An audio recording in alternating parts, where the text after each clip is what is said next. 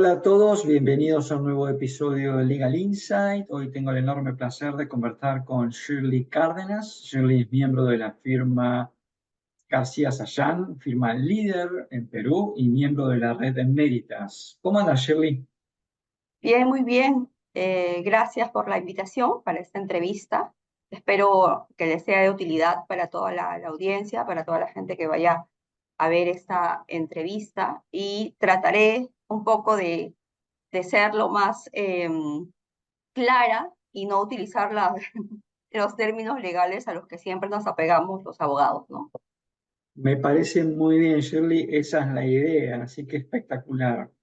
A ver, Shirley integra, ¿no es cierto?, el equipo de compliance y vamos a hablar sobre ampliación del listado de delitos, ¿no es cierto?, para empresas. Y uno cuando habla de delitos, estamos hablando de delitos criminales, es decir, la tipicidad, con lo cual que nos amplíen, ¿no es cierto?, los delitos, bueno, ponen a las empresas en un contexto más complicado, ¿no? Entonces, la primera pregunta que te quiero hacer, Shirley, es de acuerdo con tu experiencia, ¿no?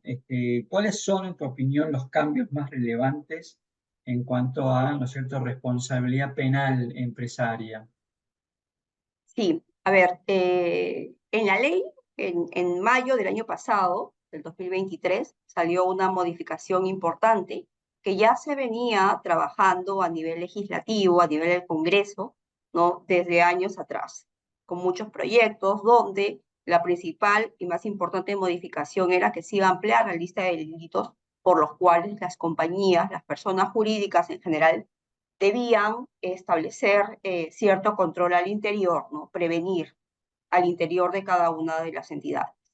Y entonces una de las principales modificaciones era que se ampliara esta lista. Esta norma nace con 3 delitos que debía prevenirse. Primero de ellos es corrupción, ¿no? En modalidades de tráfico de influencias eh, y soborno también, cohecho, y lavado de activos y financiamiento de terrorismo. Entonces, teníamos esos 3 delitos, por un lado corrupción en 3 modalidades, lavado de activos, financiamiento de terrorismo, con los que inicialmente sale esta norma con el propósito de atribuir responsabilidad penal a las personas jurídicas que estuviesen involucradas en estos delitos, ¿no?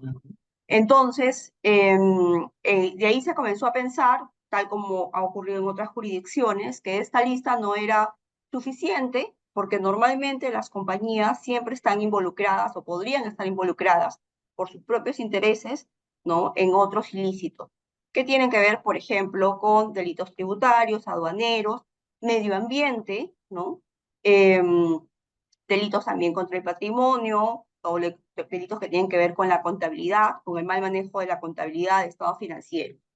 Eh, Finalmente, estos proyectos de ley sufrieron muchas modificaciones, ¿no? Y al momento de que salió ya la publicación, tuvo como principal modificación ampliar la lista a 30 delitos adicionales, que agrupándolos, ¿no? Son los de doble contabilidad, delitos de doble contabilidad, delitos contra el patrimonio cultural, delitos tributarios, delitos aduaneros, ¿no?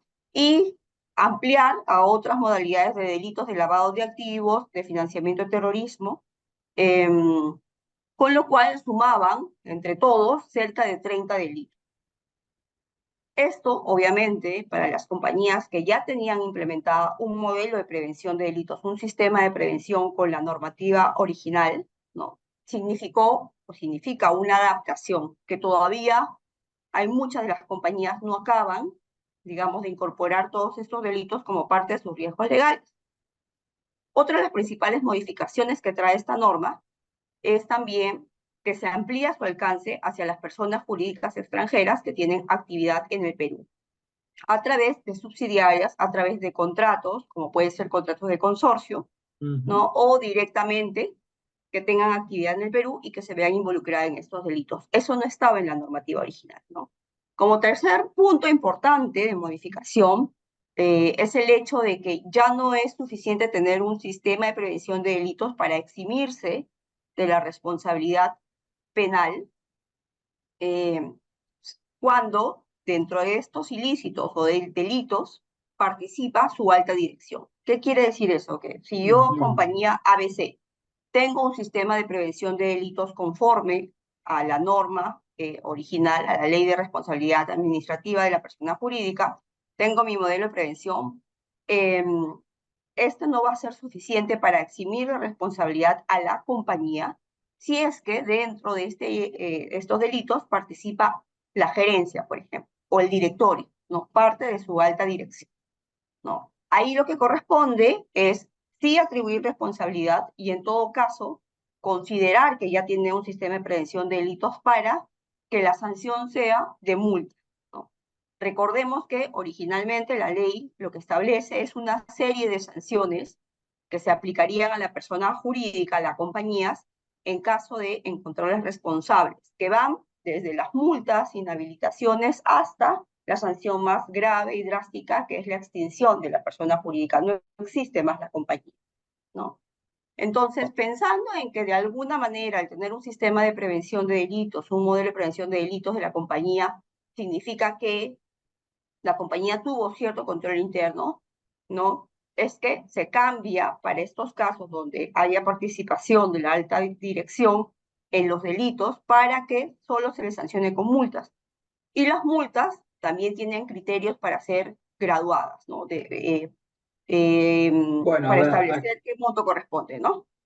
la verdad que nos estás compartiendo un montón de información súper interesante y me animaría a decir que, digamos, Perú ha hecho un cambio muy significativo en esto, porque, digamos, he tenido entrevistas en otras jurisdicciones y veo que Perú sigue un modelo muy interesante, ¿no?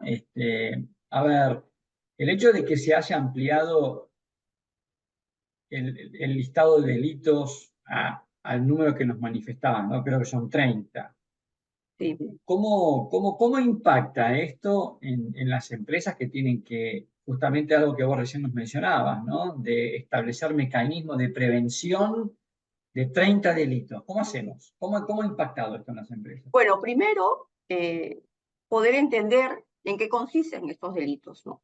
Porque muchos de ellos están nombrados con normas, con números de normas, pero no sabemos cuál es la actividad que se considera o cuáles son los elementos que en su conjunto se consideran y califican como delitos.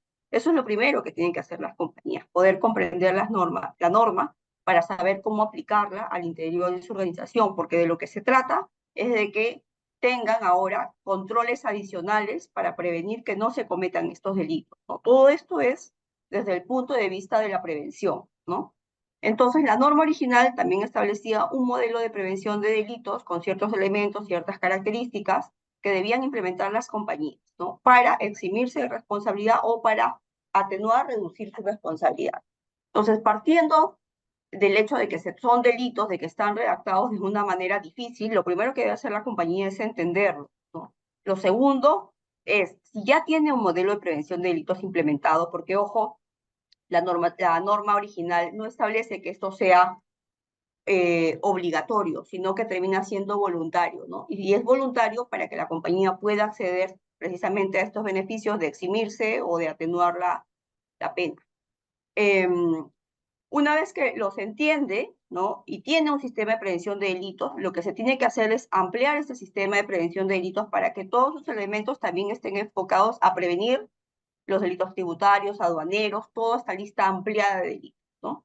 Y adaptar para eso no solamente el tema del manual de sus políticas, sino también su matriz de riesgos. ¿Qué significa eso? Que ellos puedan entender en qué medida la compañía está expuesta a cometer, por ejemplo, delitos aduaneros.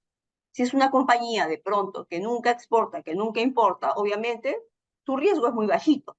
No tiene que establecer muchos controles Claro, internos. claro. Pero si es una compañía que se dedica a comercializar bienes que importa a Perú, obviamente ese también es, ¿no?, su foco rojo.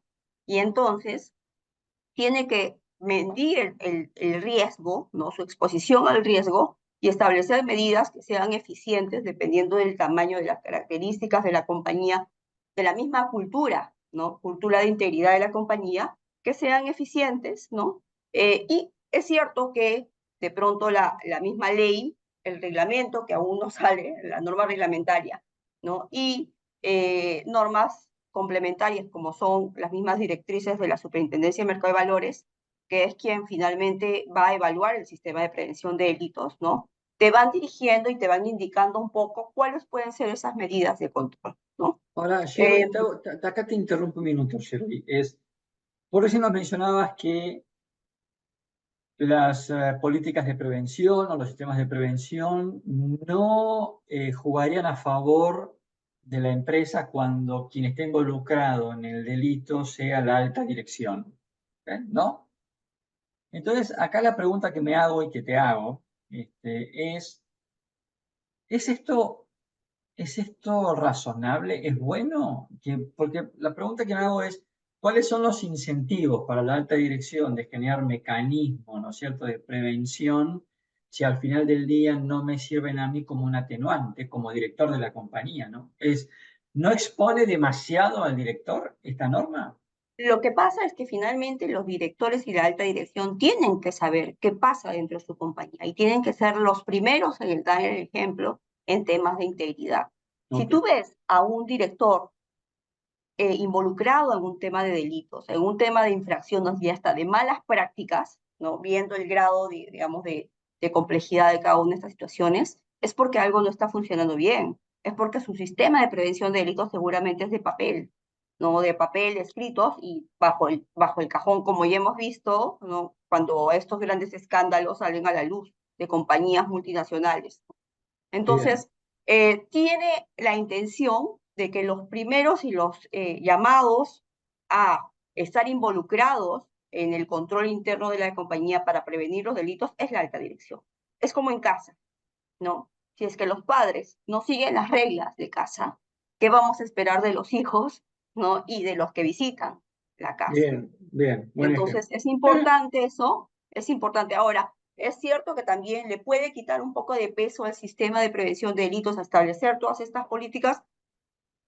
Yo no lo creo así y creo que la intención es que precisamente la alta dirección sean los encargados, ¿no? En marcar las pautas en tema de prevención. Recuerdo, y esto es una anécdota, en una de estas implementaciones que uno de la alta dirección en la entrevista que nosotros hacemos para poder implementar los modelos de prevención, me dijo, sí, bueno, es que yo confío en la gente que trabaja conmigo. Entonces mi respuesta fue, bueno, ok, pero el puesto, y a ti no te pagan para confiar, a ti te pagan para verificar que efectivamente la gente esté alineada a las políticas de la compañía, ¿no? Y entonces en lo que debe de recaer la mayor responsabilidad de que esto funcione es siempre en la alta dirección. Bueno, ¿No? No de manera exclusiva, porque obviamente la alta dirección tiene sus funciones, pero una de sus funciones también debe ser la del cumplimiento y la de la prevención. entonces en línea con todo esto, en tu opinión, en tu experiencia, ¿no? Esto luce como muy desafiante hoy para los empresarios. ¿Qué desafíos estás viendo vos hoy que están enfrentando las empresas? Eh, Creo que el principal es un tema de asignar las funciones de cumplimiento y de prevención, que con esto se abren a más áreas, ¿no? Antes, el contador, el financiero, el que veía el pago de tributos, ¿no? El que veía el tema de las importaciones, bueno, decían, yo cumplo con mi función, voy a trabajar. Ahora deben de tener dentro de su lista de actividades también la función de cumplimiento y de prevención de delitos, ¿no? Ellos deben también de verificar que todo su área, que todas las personas que trabajan y que están a su cargo también vayan en esa línea, ¿no? Capacitarlos, ¿no? Ver que estén al día a día con las normas tributarias, por ejemplo, o aduaneras, para no incumplir, ¿no? Obviamente el tema de los tributos aduaneros, tributarios, siempre tiene un actor adicional que es la administración tributaria, ¿no? Pero todo esto lo que hace es, sí, generar que la compañía en sí al interior vea a quién asigna esas funciones, no solamente en el encargado de prevención de delitos, no solamente en el oficial de cumplimiento, sino también sumar a las demás áreas. Eso es uno de los principales desafíos, ¿no? Porque cuando te contratan para ser un gerente financiero, el jefe de contabilidad, ¿no? Esto no, antes no era importante, hoy en día es importante que todos los que vayan a asumir una jefatura, una gerencia, comprendan, ¿no? El alcance, ¿no? Que tiene esta normativa y cómo puede afectar a la compañía si es que no cumplen con eso. Eso es el primero. El segundo es que la misma compañía aprenda a conocer cuáles son sus riesgos legales de exposición a estos delitos, ¿no? Porque, por ejemplo, dentro de la lista están los delitos contra el patrimonio cultural. Cuando uno Ujú. va a las compañías y le dice, bueno, ¿qué es este delito? Si es que yo de pronto estoy escarbando y encuentro restos arqueológicos, ¿qué debo hacer con ellos? O si de pronto estoy en una construcción y afecto un predio o una propiedad que está catalogada como bien cultural. Entonces, claro, la mayoría de las compañías dicen, pero yo no construyo, yo no tengo restos arqueológicos. Ok, pero eso, si tú te dedicas al tema de construcción, también va a Claro, incrementar tu riesgo, ¿no?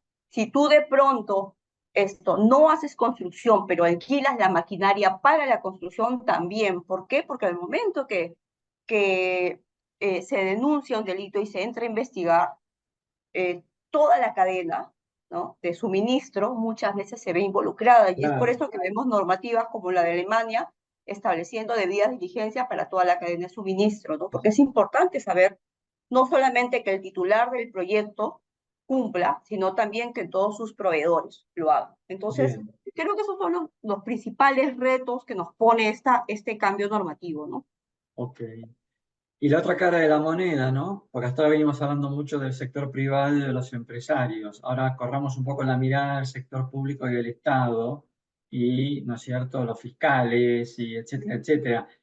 Hoy contamos con infraestructura para poder atender a Eh, denuncias, etcétera. Yo creo que desde la parte que les toca juzgar, que les toca evaluar, no tienes, por un lado, una superintendencia de mercado de valores, que es quien da fe o informa de que el modelo de prevención de delitos, el sistema de prevención de delitos de determinada compañía que esté siendo investigada ante la fiscalía funciona. Entonces ahí tienes un certificador, si quieres decir, si quieres llamarlo de alguna forma, ¿no?, de este modelo de prevención de delitos, ¿no? Esta era una entidad que no estaba preparada en su momento para asumir esa función. Sin embargo, al pasar de los años, no ha ido entendiendo que como parte de sus actividades es medir el riesgo. Entonces, por eso es que digamos, es la que está en mejor posición de poder analizar si es que efectivamente un sistema de prevención de delitos, no solamente de las que cotizan en bolsa, sino de cualquier compañía, es eficiente o no lo es.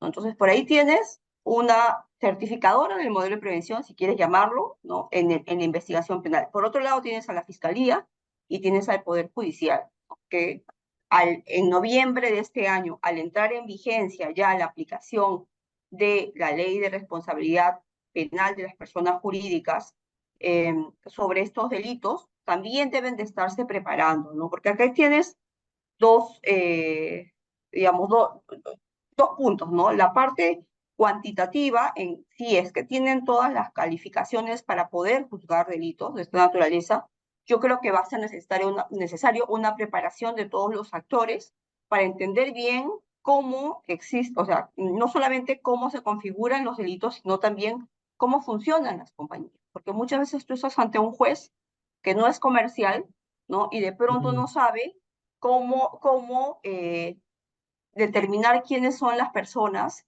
que son la alta dirección o que tienen control sobre la compañía, ¿no?, que sus funciones son de control y de manejo de la compañía. Entonces, creo que por ahí es necesario un refuerzo de todos los funcionarios públicos que van a intervenir, no solamente en verificar el modelo de prevención, como es la Superintendencia de Mercado de Valores, y que ya lo está haciendo, ¿no?, con guías, con instructivos sobre estos temas, ¿no?, sino también por parte de los fiscales y de los jueces.